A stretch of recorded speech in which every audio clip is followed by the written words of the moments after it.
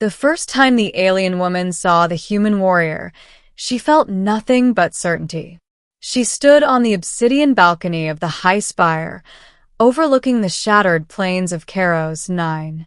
The planet's crimson sky pulsed with distant lightning, and far below, the remains of 1,000 failed rebellions smoldered in silence. This world had fallen to her people years ago, and she had personally ensured its submission. Victory followed her like a shadow. Doubt had long since been burned out of her. Her name was Sailira of the Virex Dominion, born into a lineage of psychic conquerors whose minds bent reality itself. She was tall, luminous-skinned, her eyes glowing faintly with inner light, the visible mark of her power. Entire armies had collapsed under her mental assaults. Cities had surrendered without a single shot fired, their leaders reduced to trembling shells by her presence alone. So when the scouts reported that a lone human warrior had breached the outer defenses and was advancing toward the spire, Sailira had laughed. A single human. Humans were resilient, yes, and stubborn to the point of foolishness. But they were fragile creatures of flesh and emotion, utterly outmatched by the Dominion. She had broken stronger minds than theirs before sunrise. Still, tradition demanded she face him. The throne chamber was vast and cold, its crystalline walls humming with restrained energy. Sailira descended the steps as the doors parted, revealing the human at last.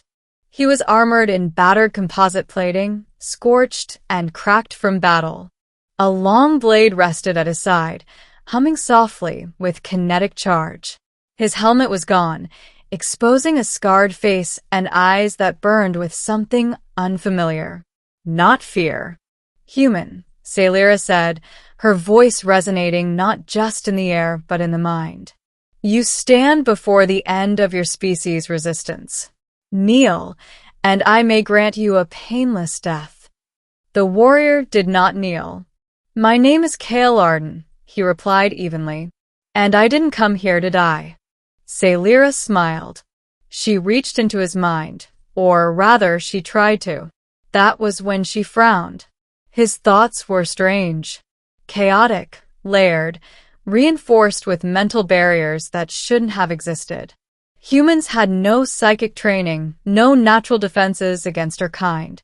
Yet her first probe slid off his consciousness like water against stone. Interesting, she thought. But not alarming. She increased the pressure. The chamber trembled as invisible force surged outward. Kale staggered, dropping to one knee, his jaw clenched in pain.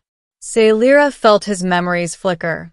War-torn cities, burning skies, lost comrades, and she pushed deeper, intending to crush his will completely.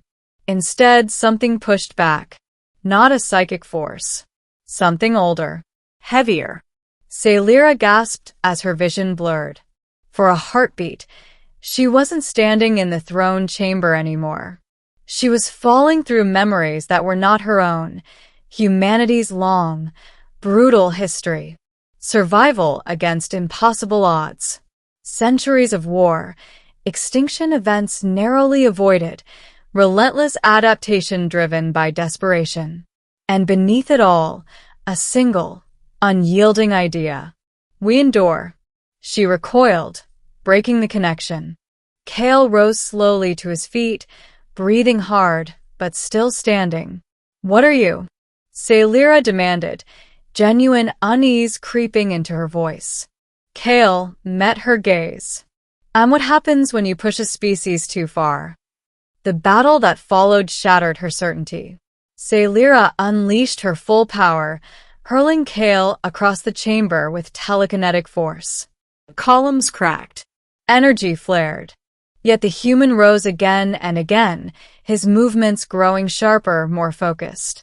His blade sliced through psychic constructs as if it were cutting mist, its hum growing louder with every strike. With each clash, Sailira felt herself changing. Her attacks faltered. Doubt, an emotion she had not felt in decades, crept into her thoughts. She realized, too late, that Kale wasn't just resisting her power. He was learning from it. Humans adapted. A sudden strike knocked her from the dais. She hit the floor hard, her concentration broken. Kale stood over her, blade poised but unmoving. "Finish it," she hissed. "That's why you came." Kale hesitated. In that pause, Sailira saw something in his eyes that stunned her more than any psychic backlash. Not hatred. Not triumph. Compassion. "I came to stop the war," he said quietly.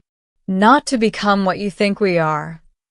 The chamber fell silent. Sailira's mind raced. She could still kill him.